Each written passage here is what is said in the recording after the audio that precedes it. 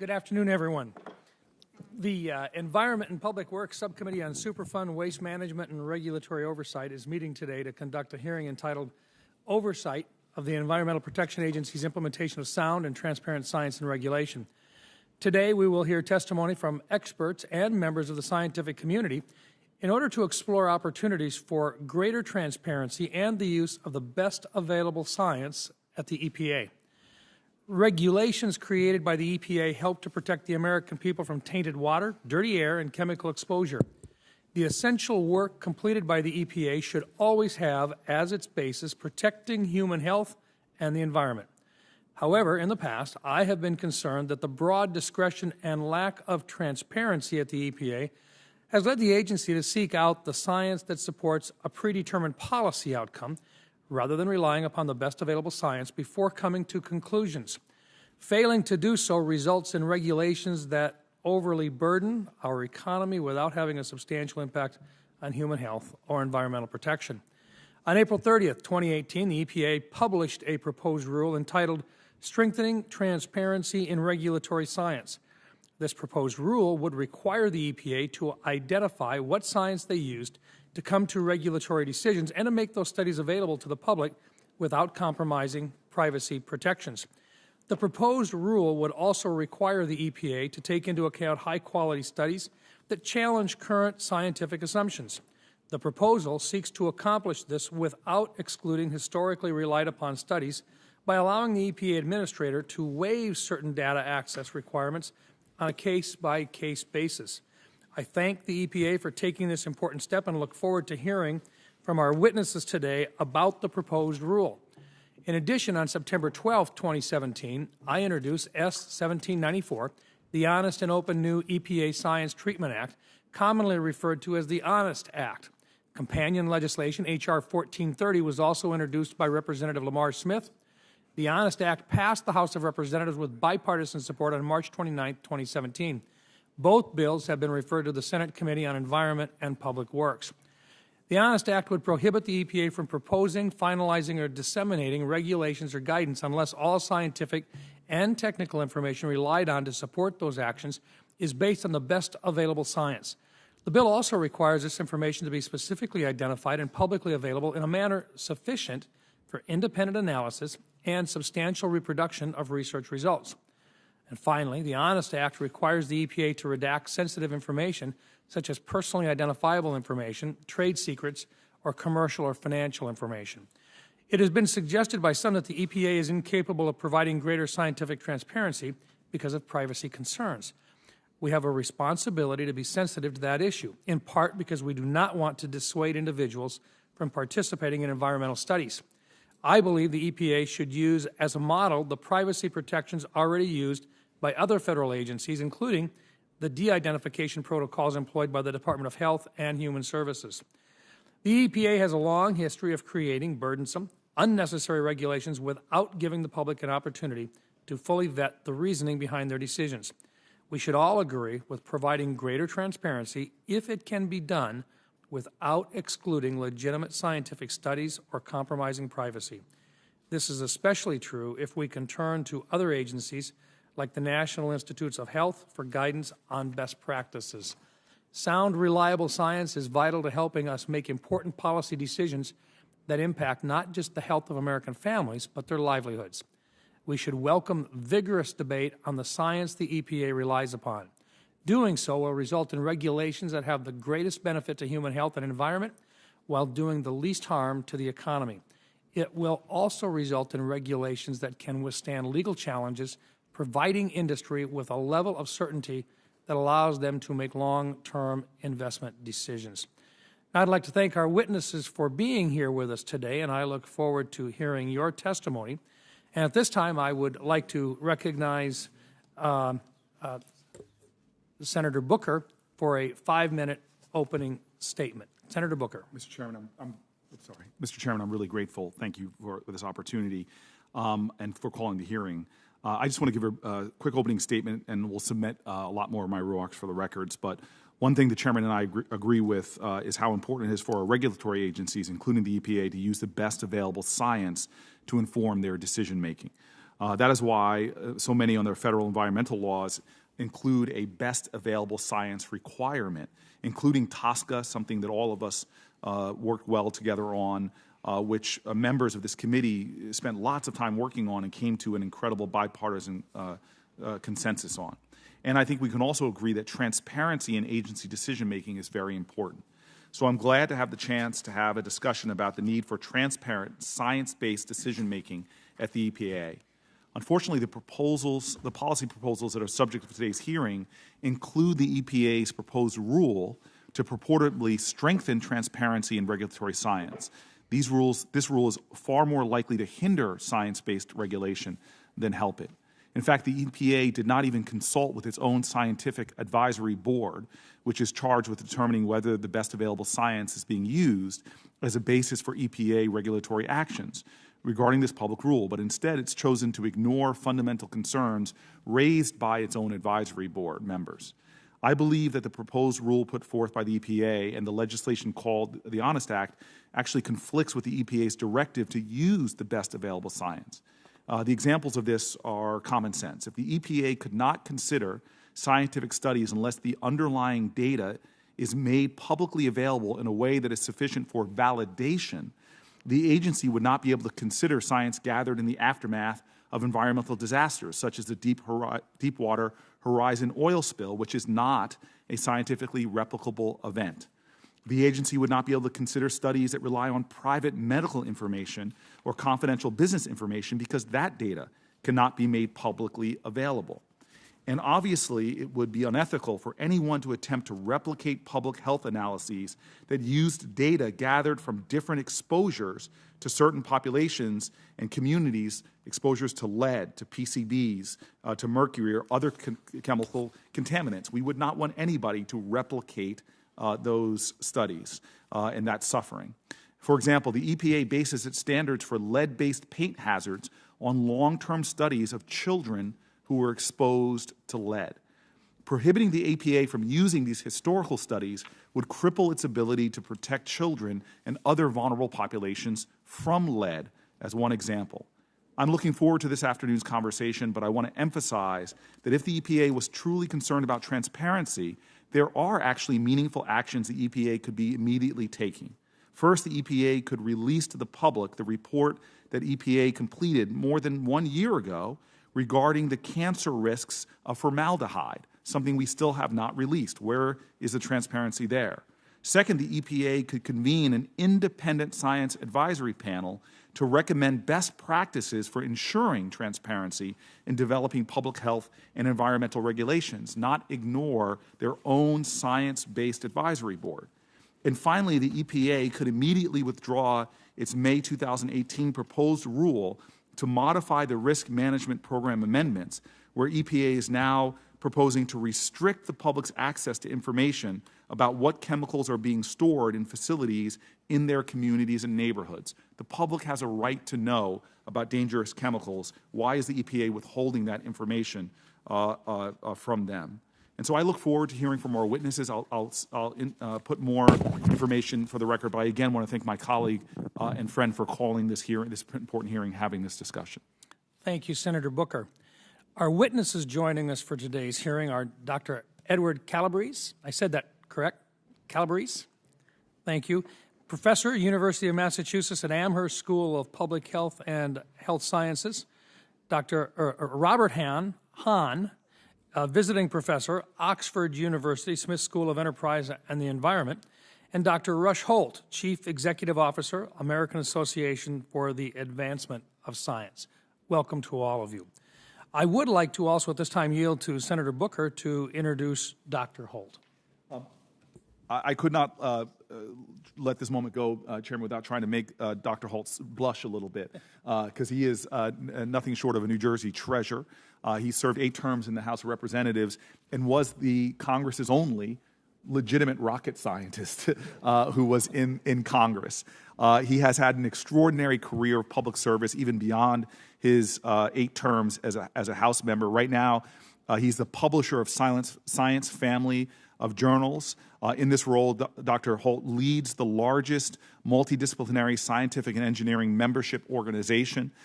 Prior to joining AAAS, Dr. Holt was not only a congressperson, but he was probably one of the best well-known leaders in his state of New Jersey because he was the most nerd chic guy in our state. Dr. Holt has been named one of Scientific American's magazine's 50 national visionaries contributing to a brighter technological future and a champion of science by the Science Coalition. From 1989 to 1998, Dr. Holt was assistant director of the Princeton Plasma Physics Laboratory, and he previously taught physics and public policy at Swarthmore College. And I just want to get rid of the rumor in the TV show, The Big Bang Theory, Sheldon character was not based on Dr. Holt.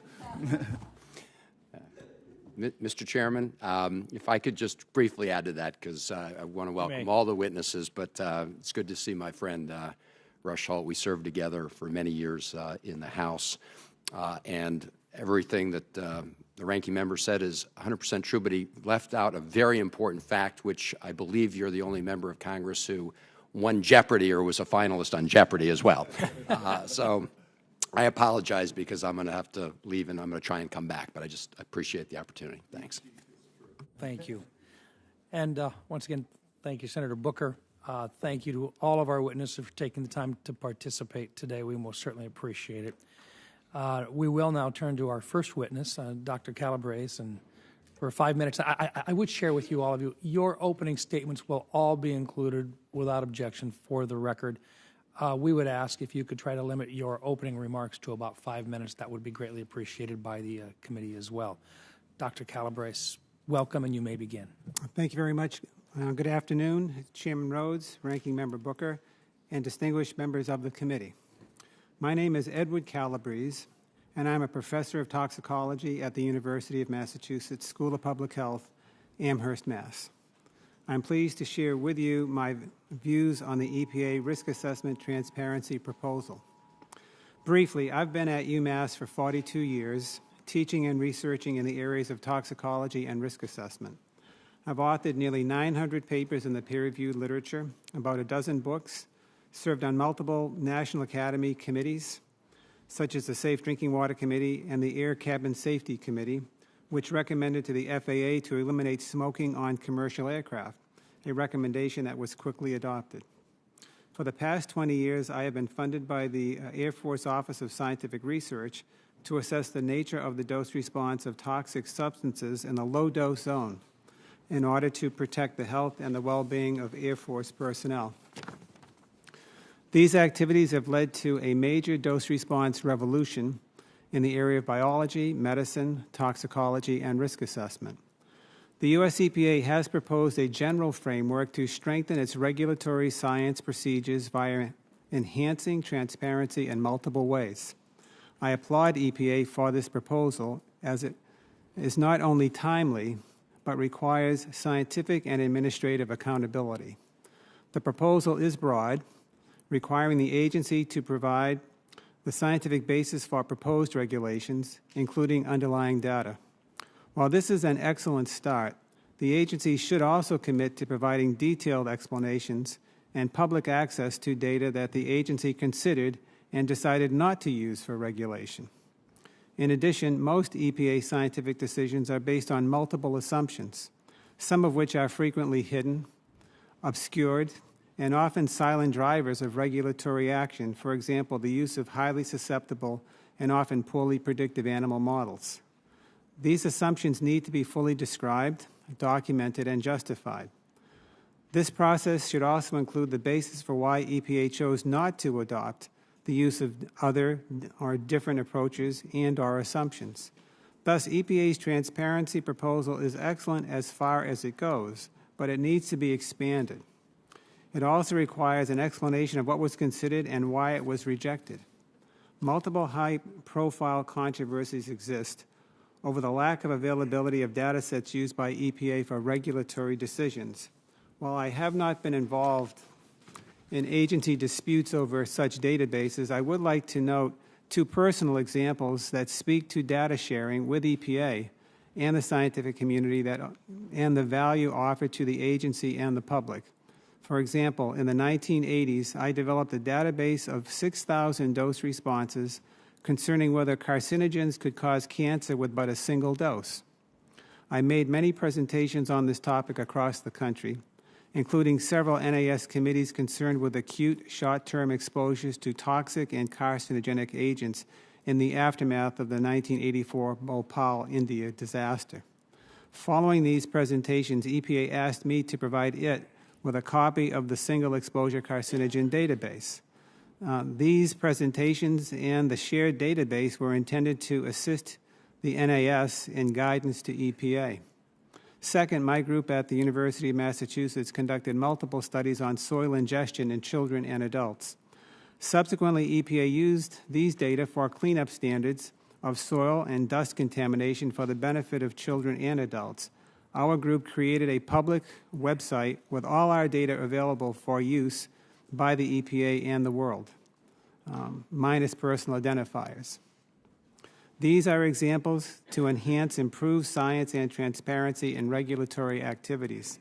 The EPA transparency proposal is crucial to enhance public health and should have been adopted in some form 20 or more years ago.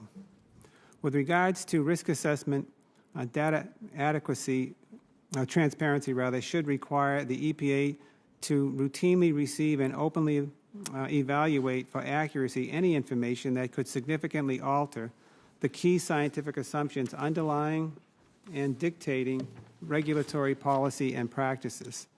This current EPA proposal does just that by stating that EPA should no longer use the LNT or linear non-threshold model as the default in risk assessment. Movement away from LNT as the accepted default model is long overdue. It is compellingly supported by many peer-reviewed scientific and historical studies, and is badly needed to advance toward a more science-based approach in assessments of human and ecological risks. Within this context, I have researched the nature of the dose response in the low-dose zone for more than 30 years and have published about 500 papers on this topic in peer-reviewed journals.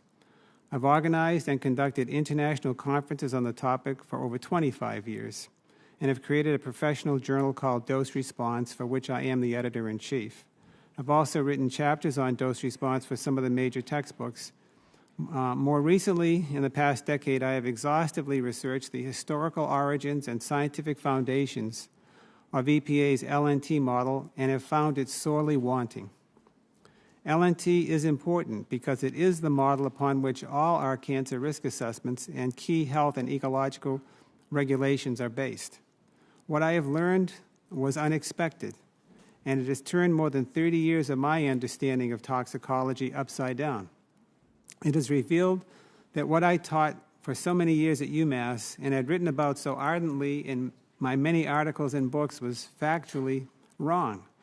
What I learned in this reevaluation of LNT was that the field of toxicology and our regulatory agencies, such as EPA, had made a serious error in their understanding of LNT and incorrectly applied it to the assessment of human and ecological risks. During my research and publication, over a dozen peer-reviewed journal articles on the scientific origins of LNT, I learned that the LNT dose response model, which drives cancer risk assessment, was based on flawed science, on ideological biases by leading radiation geneticists, on scientific misconduct by National Academy of Sciences genetics panel during the atomic radiation scares of the 1950s, and on a 40-year mistaken assumption by yet another NAS committee. I learned that these flaws, biases, misconducts, and mistakes ultimately gave rise to the EPA model and were perpetuated down to the present day by subsequent committees of the NAS and EPA.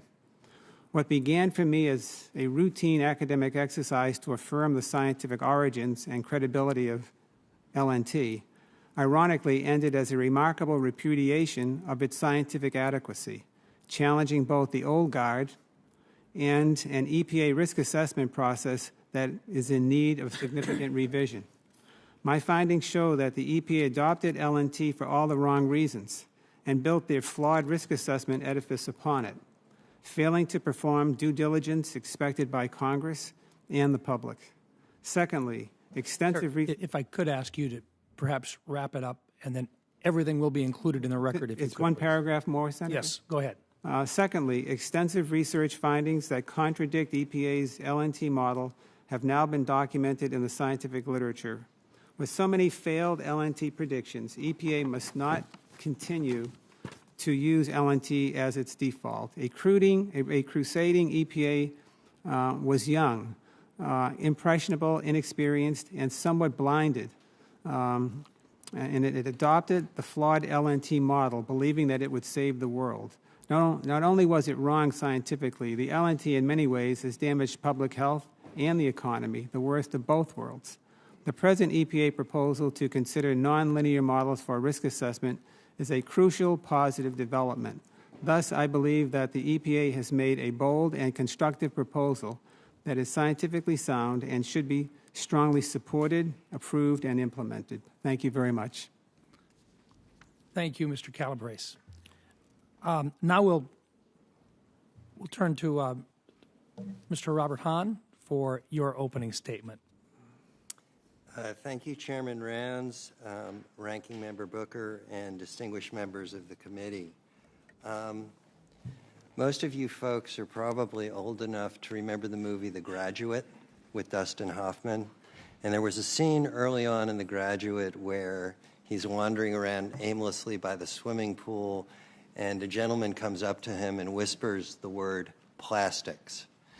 Well, the word I want to whisper to you today, and Senator Booker and Senator Rounds touched on this in their opening remarks, is the importance of evidence. And there is a virtual explosion going on in the academy in which I work as an economist in developing evidence-based policy.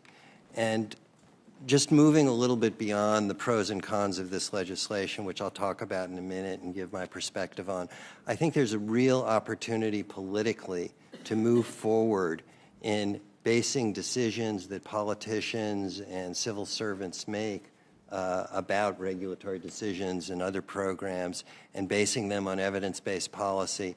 And that's where I'd like to see us going. That's sort of my big axe to grind. So if I run out of my 5 minutes, I've at least made my political statement, which is probably a good thing to do if I'm going to run for president, which I'm not. So I want to make a few points and conclude with a short plea for breaking the political logjam. The first one is that I believe that the HONEST Act, as it's called, addresses a very important public policy issue, and it does so in a constructive way. That's not to say that it's perfect or can't be improved, but I'm very sympathetic with the direction in which it and the EPA proposal is trying to move us.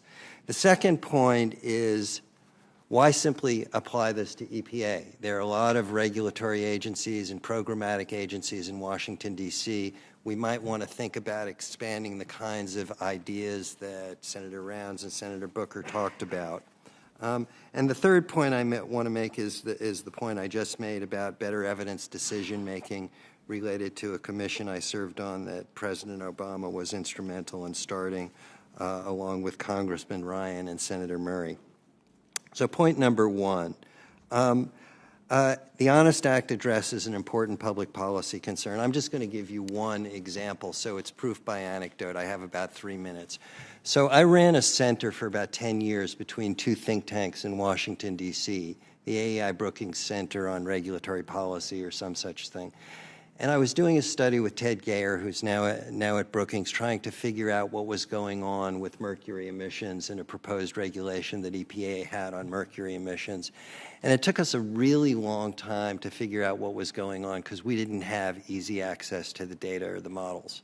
And we found in our independent analysis that particular rule, as it was tailored, probably wouldn't pass a benefit cost test, and we published our findings in Science. But that's of secondary importance. What's of primary importance is the point that the ranking minority member and the chair pointed out, that we want to have these data, and that you pointed out, that we want to have these data made available and these models made available in a way that academics and other interested parties can check on the findings as they go into, before they go into force.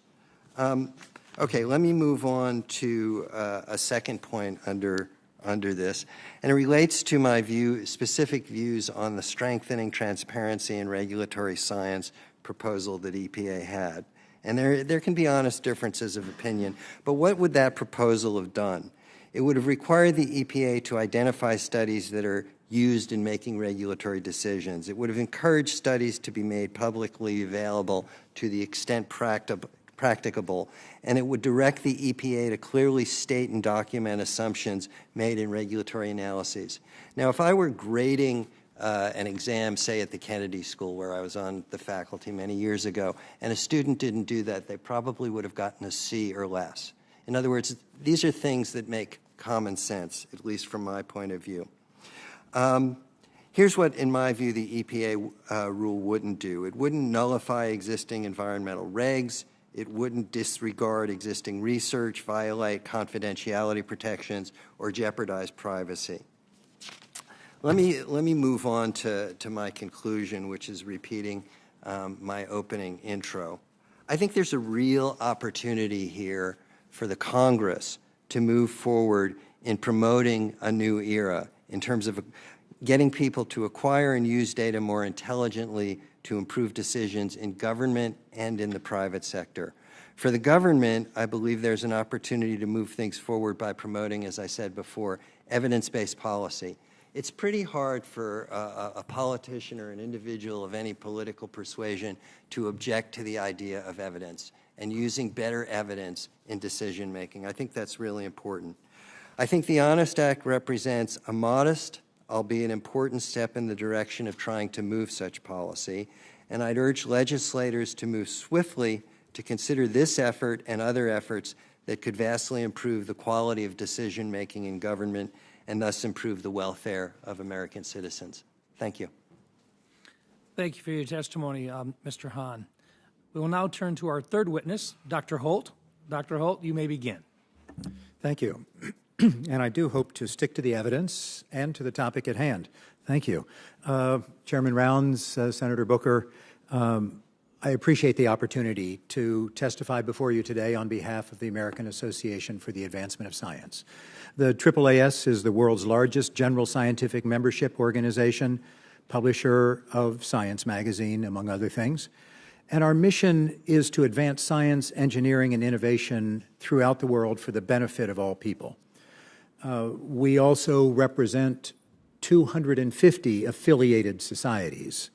The transparency rule that you're considering is opposed by many, I think most, scientists and scientific organizations because, contrary to the stated purpose of the rule would result in the exclusion of valid and important scientific findings from the regulatory process, as Senator Booker has said. Transparency, openness, and peer review and regulatory science they're essential ingredients of science, as espoused by AAAS since the founding in 1848. However, the so-called transparency rule is an insidious dodge. Those who want to overturn the EPA procedures with this rule provide no good evidence that there is any deficiency in the scientific research that has been used up until now. Excluding the kinds of peer-reviewed research that has been used is not justified. To put it bluntly, the initiative you consider today is not about transparency or sound science. It apparently is about reducing regulations.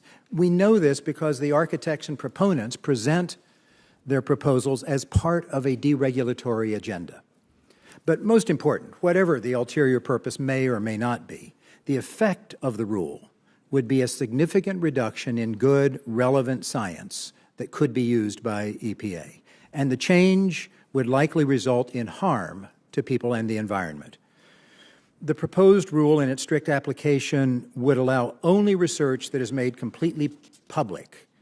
And this demonstrates either a deep misunderstanding of how science works or should work, or an intention to cherry-pick evidence in the name of transparency.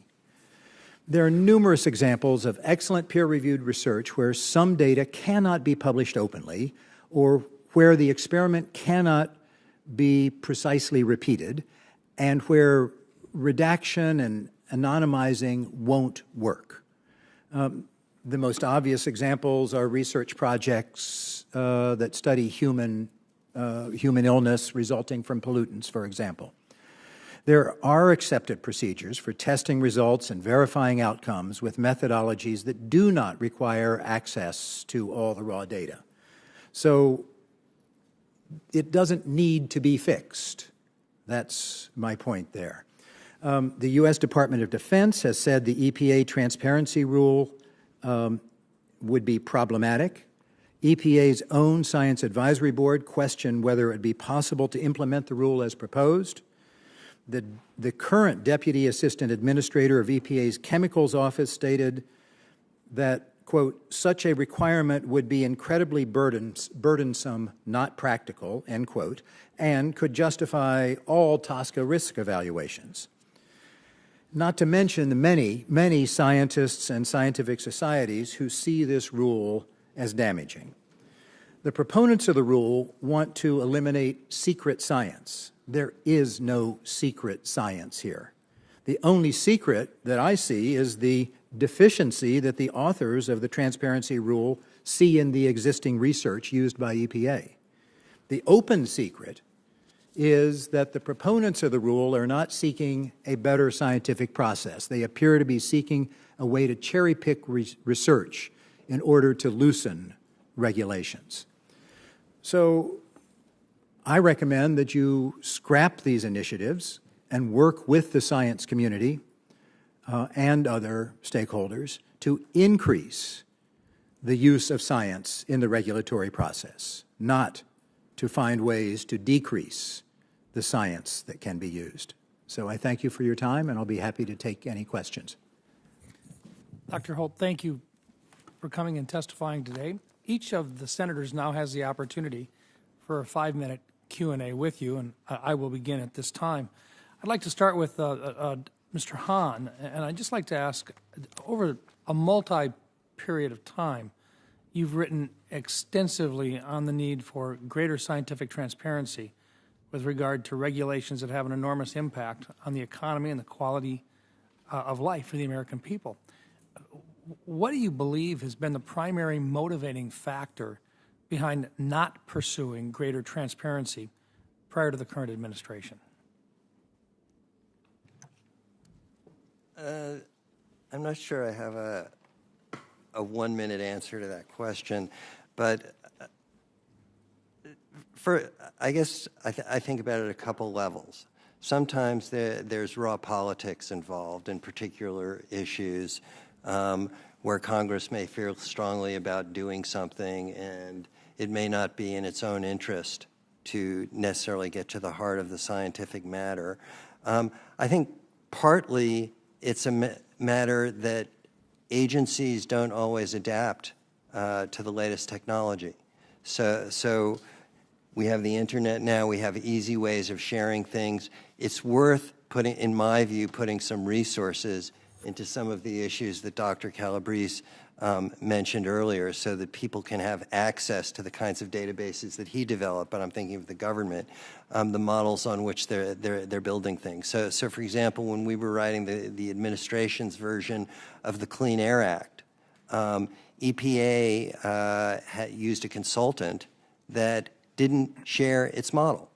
And a lot of the Clean Air Act was being driven by the results of this model, in my opinion, and I don't think that was an appropriate way to conduct the development of that very important piece of legislation. Thank you.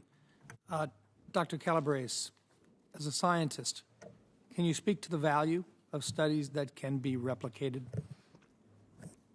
Replication is a pretty complicated question because it's really, in many ways,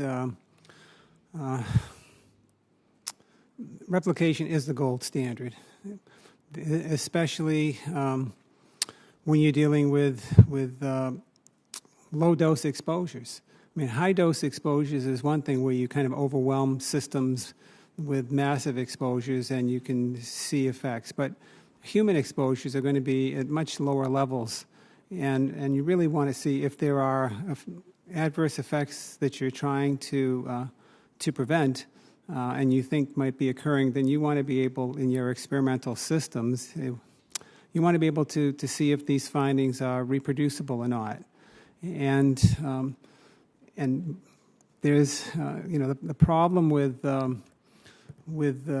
these types of things is that, especially with regards to epidemiologic data and to somewhat minor effects, a lot of times a study comes out positive in one and then, it can't be replicated in many other studies. And so the gold standard is that we really have to hold the scientific researchers accountable for essentially providing reliable information to regulatory agencies and to society to give us confidence that the findings are sustainable and are believable. And this often involves, it doesn't have to necessarily involve an exact replication, but would have to involve some type of a confirmatory reliability that is substantial, that adds a strong weight of evidence to any conclusion. Thank you. Dr. Holt, I'm just curious. It would seem to me that for those of us that have to make decisions based upon recommendations from any type of an agency that's either, in this case, either Republican or Democrat, it seems to me that the most data that we can get and that which can be identified as being scientifically and peer-reviewed would be welcomed by the scientific community. But you've expressed a real doubt about the intent of moving forward with that. And I'm just curious. It seems as though the movement towards using sound science and one with as much transparency as possible would be a positive thing. And I'm just curious. I've heard your opening statement, but I'm kind of surprised that there wouldn't be more of a welcoming to a peered review discussion with a number of different points of view that would be brought in. And I'm missing something, I think, on it. Could you maybe elaborate a little bit, please? Yes, thank you. Surely you do want verification. EPA is required to base their work on science, actually different from most regulatory agencies. It's written into the laws. In other words, you should be using current science. And the science is not just the collection of data. It's collection of data in a way that removes bias. It's assembly of the data it has to be empirical, based on experiment, observation, and then it has to be verified, and that's the key word. It's really a red herring to say replication is what is necessary. The verification can come in various ways, through repeating the experiment, if it's an experiment, but even most experiments are hard to repeat exactly, and certainly natural disasters. The Senator Booker referred to the Gulf oil discharge. Let's hope that isn't repeatable. There are many circumstances where it can't be repeated in exactly the same way, but it can be verified through peer review, through independent verification, through confirmation of the studies by putting them in the context of other studies. That's the way science works. And it is science, this whole process, that you want to be maximized in the regulatory process. Thank you. Senator Booker?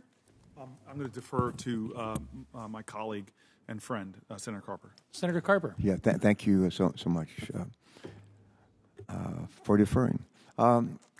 Quick question of you, Dr. Hall. I've got a very quick question. I'm not going to ask a yes or no question of you, but anything that either other two witnesses said that you say, yes, that's right, I agree with that. Have they said anything that you agree with? Well, yes. I mean, certainly Just that we briefly need, mention one of the things you made. Yes, more evidence. Clearly, we always want more evidence in this day and age when evidence, opinion, and ideology are considered interchangeable. Good. All right, same question. Dr. Calabrese, of you and Mr. Hahn, same question. Anything that Rush said that you agree with even a little bit? The microphone. I'd have to say I agree only a little bit with a couple of points that he made, and that is that in many ways, I agree, the agency is directed towards science-based regulation. But the problem with science-based regulation are the assumptions upon which the science essentially feeds into, and that is that we have national toxicology program studies that use very high doses, 3 doses at extremely high doses that may be 1,000-fold, 100,000-fold more than what people may be exposed to, and we have unverified. Okay, I'm going to just stop right there. Thank you. We'll ask you to continue to respond for the record, if you will. I have limited time. Mr. Ryan, anything that he said that you actually agree with, you could be very brief in stating. I would. The answer is yes, and I think we all agree that agencies should use the best science and they should have a transparent process so people and experts can understand what we're getting. I think the point of disagreement is about whether the proposals before us, the proposed rule and the Honest Act, whether they move the ball forward or whether they don't. And my reading is that they do move the ball forward. Okay, thank you. A question, if I could, Dr. Holt. I think it was May of this year we learned that political appointees within EPA have stalled the release of EPA's formaldehyde risk assessment. This risk assessment reportedly concludes that formaldehyde causes cancer and leukemia. This health assessment has been years in the making and is ready to be peer-reviewed, but EPA's political folks are insisting on keeping it under lock and key in response to industry pressure. My question of you, Dr. Holt, is how would you respond to the concern that EPA is keeping its own formaldehyde science secret while simultaneously claiming that it needs a new rule to, quote, strengthen the transparency of EPA's regulatory science? Senator Booker pointed out the irony in this. There does seem to be a double standard there. I'm not expert on the formaldehyde study per se, and in fact, much of it is not available for examination. All right. Let me try another question, if I could, Dr. Holt.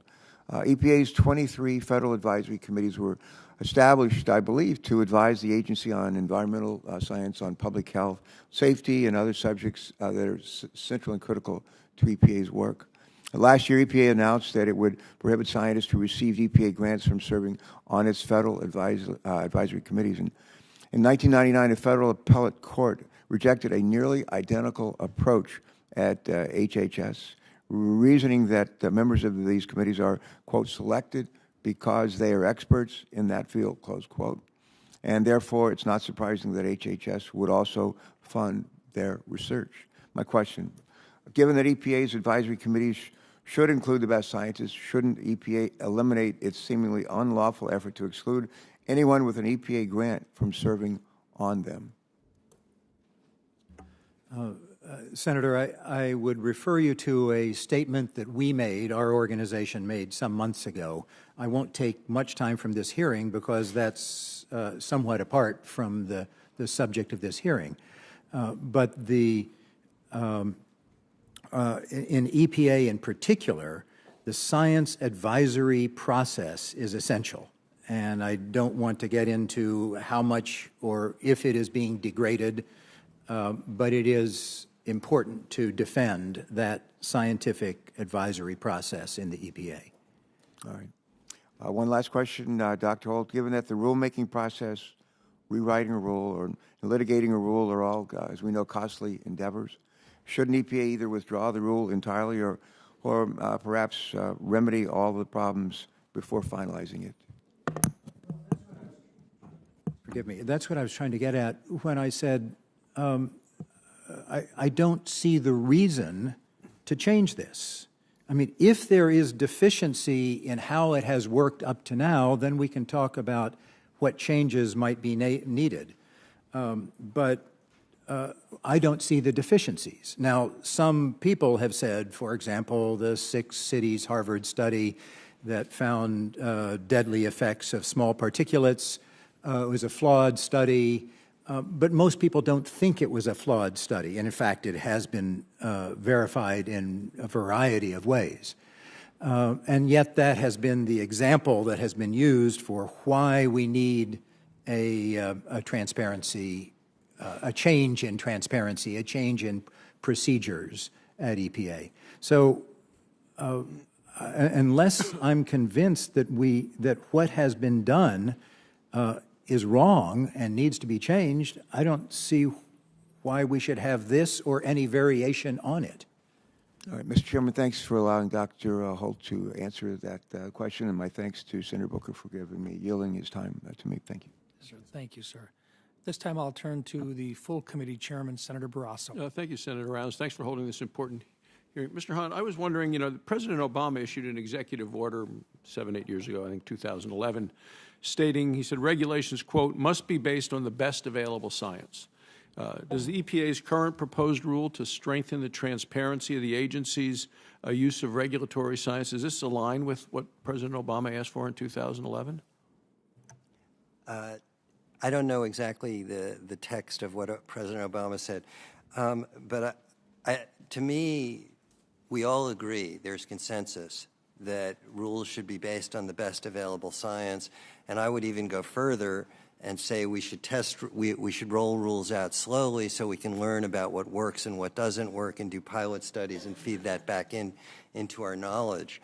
The real issue is what's happening on the ground at agencies like EPA, HHS, independent agencies like the Federal Communications Commission, and that's kind of my wheelhouse, where we do benefit cost analyses.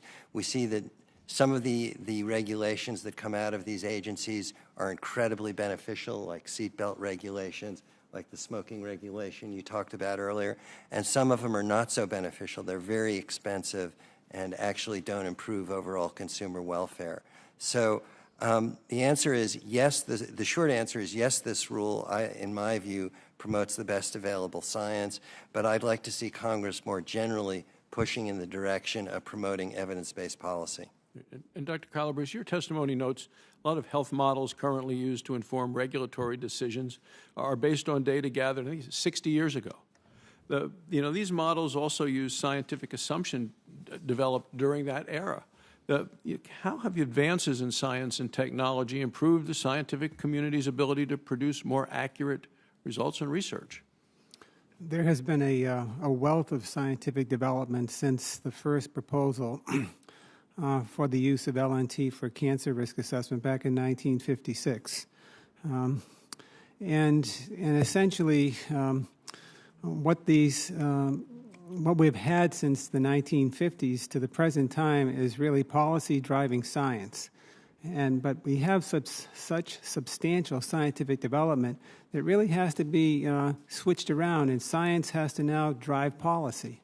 And science is my understanding of the dose-response relationships in great detail is that the simplistic, linearized model of the 1950s did not take into account the plethora of biology that we have today, and it needs to be, the regulatory agencies need to be flexible to the science and let science drive policy rather than the other way around. And Mr. Hahn, the EPA's proposal allows the administrator to grant case-by-case waivers to use scientific studies which may not be able to meet the new transparency standards. Do you believe that the proposal's waiver is an appropriate method to provide flexibility while maintaining the strong transparency standards that we're looking for?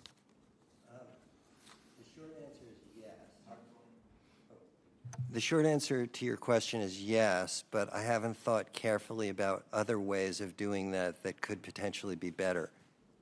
And then, Dr. Calabrese, your testimony also states that hidden assumptions in the EPA's secret science are often kind of silent drivers of regulatory action. Could you please describe, how secret science can bias decisions made from a regulatory standpoint?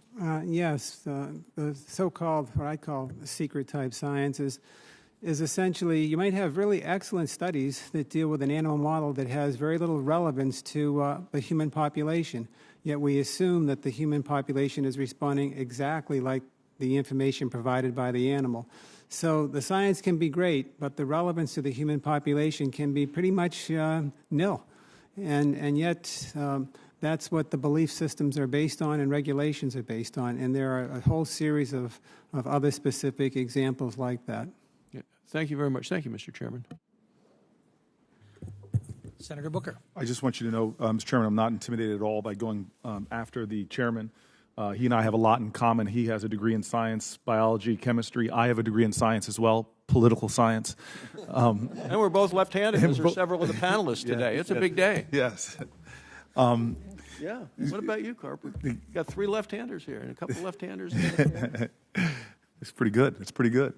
Dr. Holt, Mr. Hahn used a football analogy, which was an appeal to my more baser qualifications for the job I'm in as a former football player, where he talked about moving the ball up the field or not. He said that's what this is about.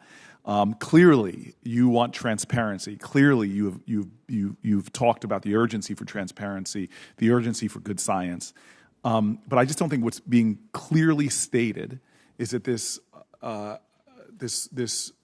very great tune of saying, hey, we want more transparency, actually doesn't move the ball forward. It actually is going to move the ball back and hurt potentially the health and well-being of folks. Can you just succinctly explain why, one more time, why such a rule, proposed rule in the legislation actually could devastatingly hurt the safety and security of the American public? The rule excludes the use of some kinds of research. And there are long lists of actual research or potentially relevant research that would be eliminated by any likely interpretation of this or application of this rule. I would direct the senators to a letter. I believe it's available to you. I can certainly make it available to you from the Emmett Environmental Law and Policy Clinic at Harvard Law School about the transparency rule. It's signed by presidents of hospitals and universities, and they have a long list of valid research that they believe, by any reasonable interpretation of this rule, would be unusable in making regulatory policy. And as I said in my prepared remarks, if you don't use all the good relevant science, people will be hurt. Right. And so the fact that the majority of your membership organization has spoken out against this, the EPA's own Science Advisory Board has spoken out against this. You have universities and other science folks saying, don't do this because you're going to exclude relevant science. You're going to undermine the safety of individuals because much of this is not replicable. All of these things should scream to us that there's something wrong, even though the buzzwords sound really good. And I want to bring your attention to a strategy that was used by those industries that were trying to prevent health and safety standards that we take. For example, cigarette smoking has been brought up. The EPA's proposed rule sounds so much similar. This secret science rhetoric that's being used, that was used by the tobacco industry, is the same rhetoric that's being used right now. At the time, the tobacco industry lobbyists sought to create process-based hurdles that would make it harder for agencies to establish guidelines and safeguards for secondhand smoke exposure. Rumored proposals would have prohibited the EPA from using a study unless it was considered replicable and all the underlying data in that study was released to the public. This is deja vu all over again, as another New Jerseyan once said. And so here is industry, and this is the irony of this moment for me, is that you have industry working really hard to stop the transparency on things like the methane rule, on issues like what we're seeing right now with methylene chloride. And then on other areas, they're trying to stop us regulating things just like we did with the tobacco industry. Do you see this? You've been obviously down here for 16 years of your career. Do you see this double standard and the hypocrisy being used to try to do things that hurt the public health when it benefits industry and doing things that undermine science? Well, in my testimony, I talked about a likely motivation of the people who are proposing this because they're proposing it as part of a deregulatory regime. But I wanted to get beyond that because really what I wanted to talk about was not whether it's a double standard and what the motivation is, but what would the effect be? And the effect this is not just I saying this. I mentioned this environmental law clinic, but the Thoracic Medical Society, the American Geophysical Union, the American Chemical Society. I mean, many, many organizations and even far more individual scientists are saying the effect would be that science that we know to be good science would likely be excluded. And I just to strain this, but make this last comment. But this exactly what you said is the issue with the methylene chloride, which people are dying from in the United States of America. It's been responsible for dozens of deaths. Updated under the TSCA law, bipartisan TSCA law, the EPA proposed a ban on methylene chloride in paint strippers in 2017, and in 2018, the agency said it would finalize a rule. Yet they haven't acted. The scientific basis for the proposed ban on methylene chloride comes from an agency risk assessment that received extensive interagency review and external peer review by independent scientists and relied on high-quality studies. But in the point of here, the underlying key studies are not publicly available because it's protecting information. So this is an example of what you're saying of how this would stop the banning of this chemical, which we know now needs to be banned. Other nations have done it.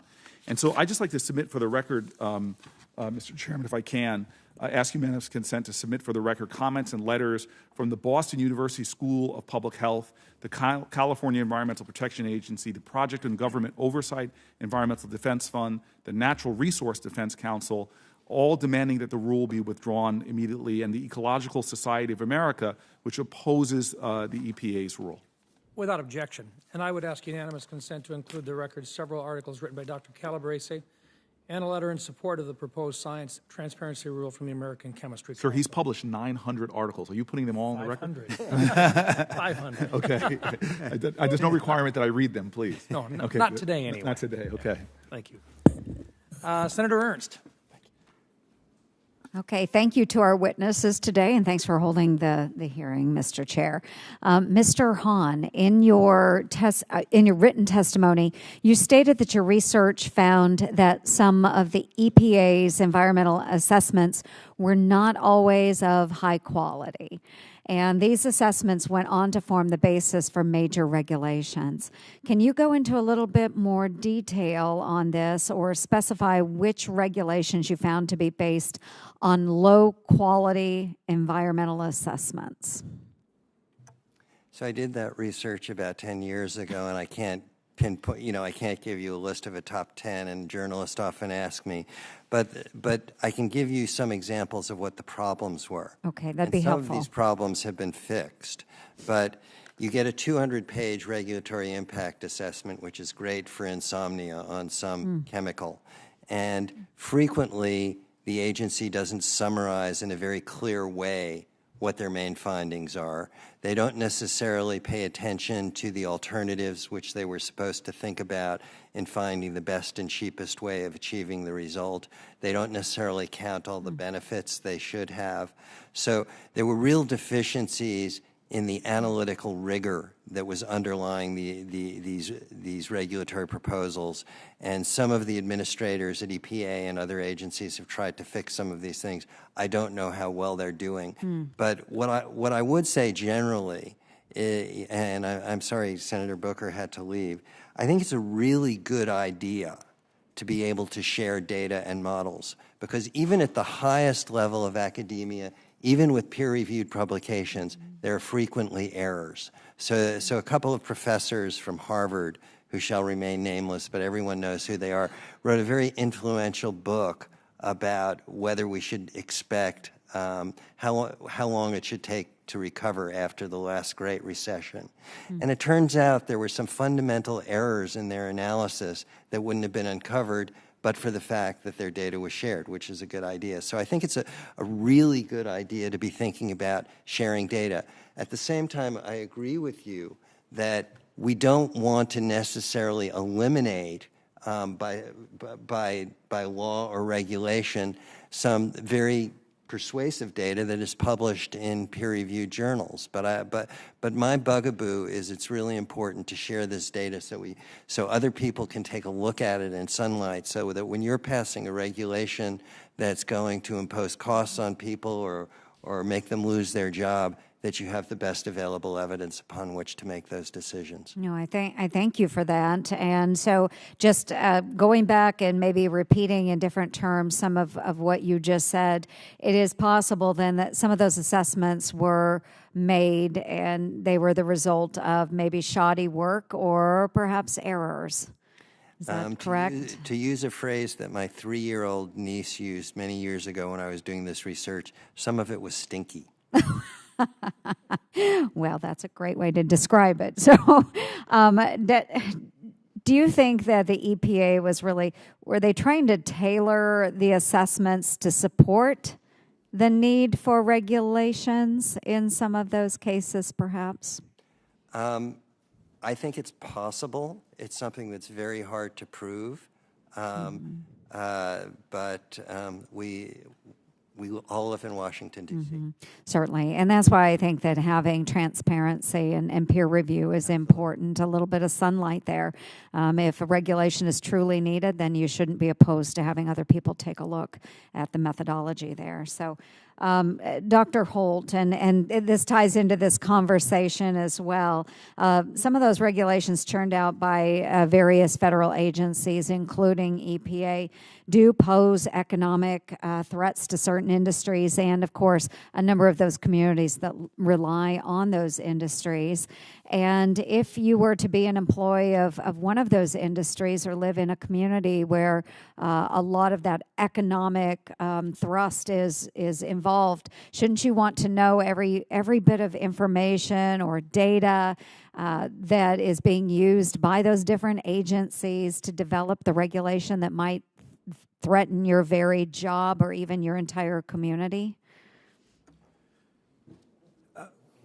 Surely, if there are regulations that don't work well, that are improper, that even should be removed.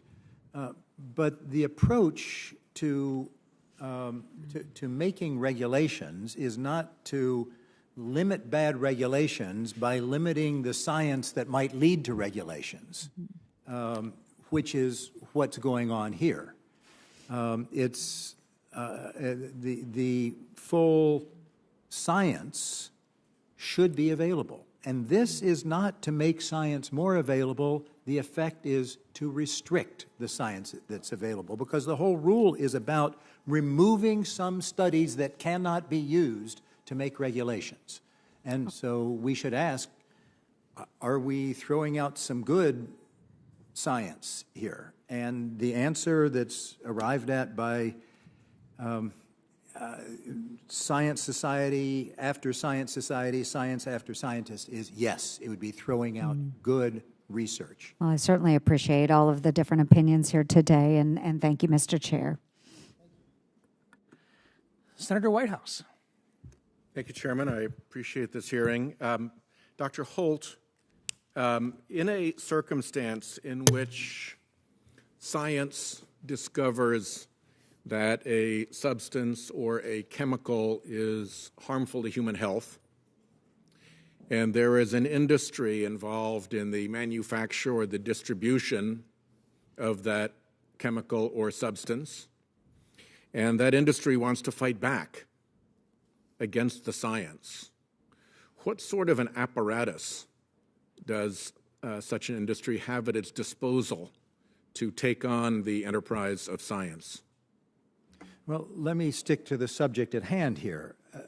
An approach that they might use is to say that their test results are proprietary, and under this rule, if it were in effect, the studies that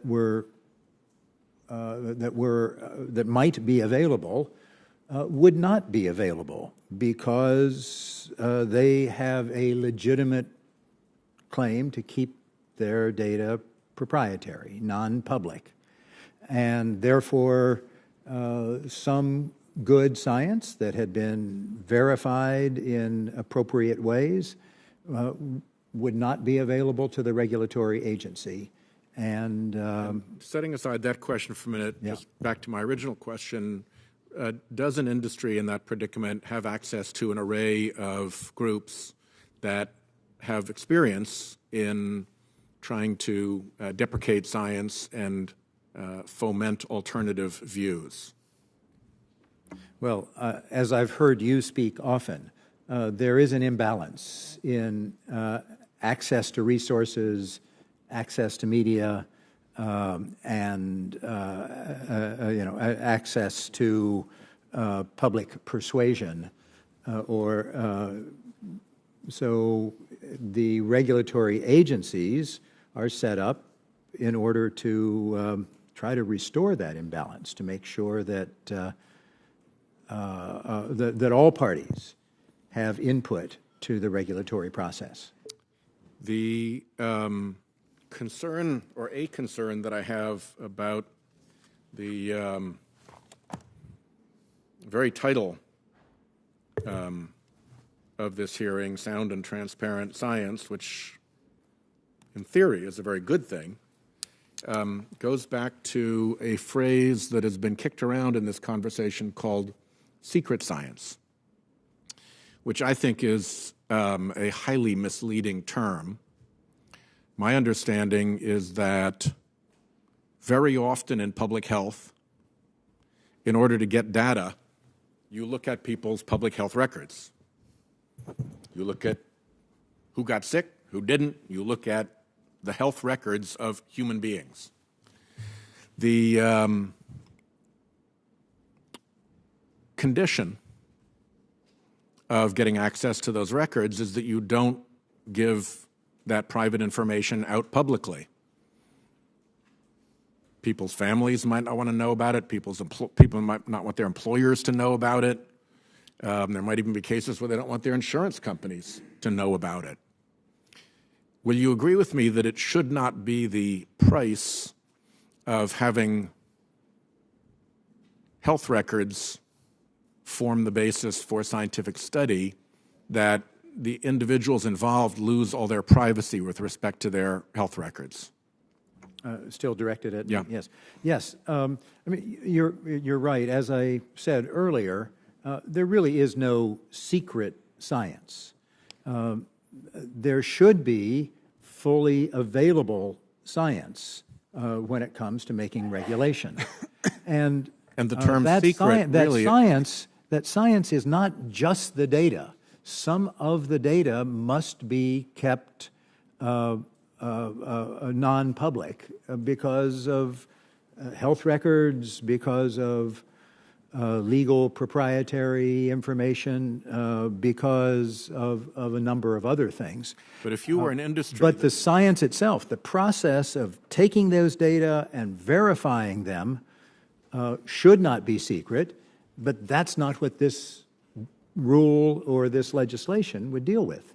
If you were an industry that wanted strategically to knock down public health science so that the dangers of your product were not understood or made public, then this would be a pretty handy way to go about it, because you disable an entire field Yes. of legitimate public health science by calling secret science science that actually only depends on people's health records. I think it could be used that way. May I ask unanimous consent that a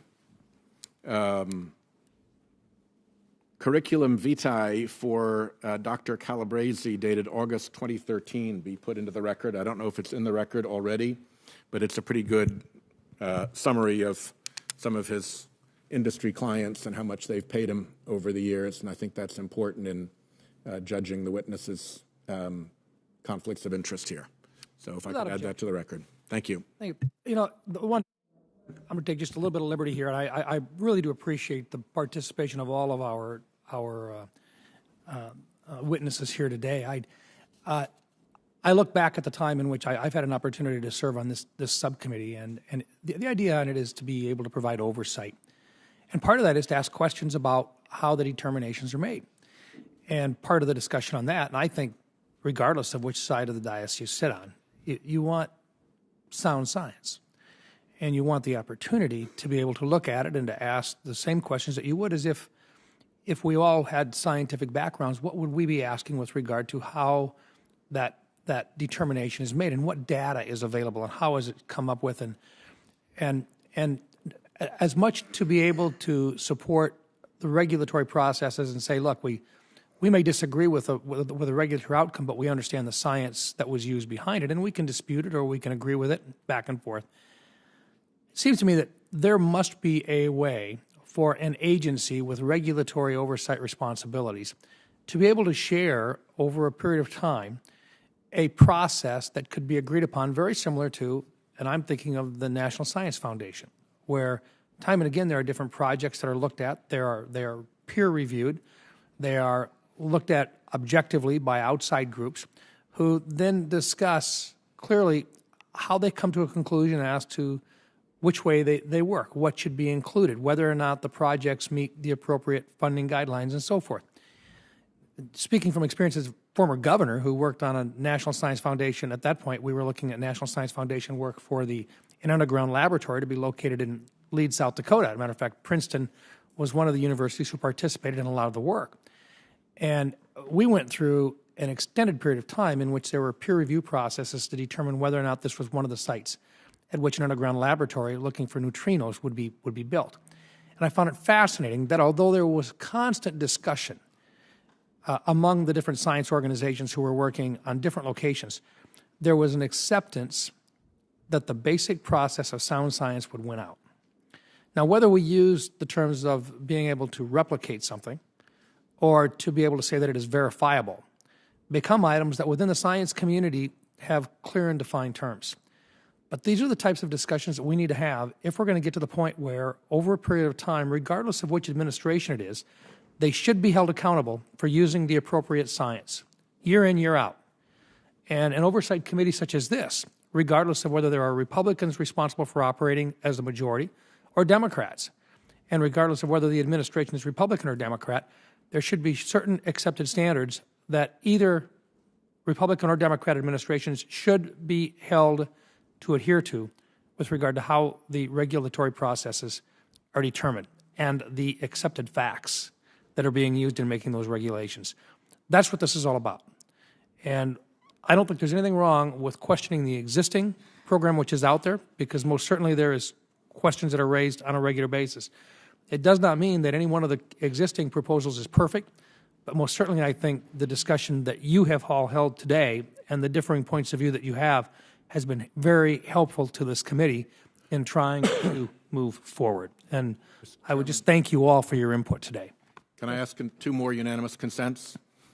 One, to put into the record a memorandum from the public relations firm of Bracewell and Patterson dating back to 1996 for the R.J. Reynolds Tobacco Company, and the other, an action plan called the Secret Science Action Plan, prepared for Philip Morris. Without objection. Thank you, sir. Thank you. With that, once again, I want to thank all of our witnesses here today. You add to the discussion. I would also like to thank our colleagues who have attended this hearing for their thoughts and questions. The record will be open for 2 weeks, which brings us to Wednesday, October 17th. And with that, this hearing is adjourned.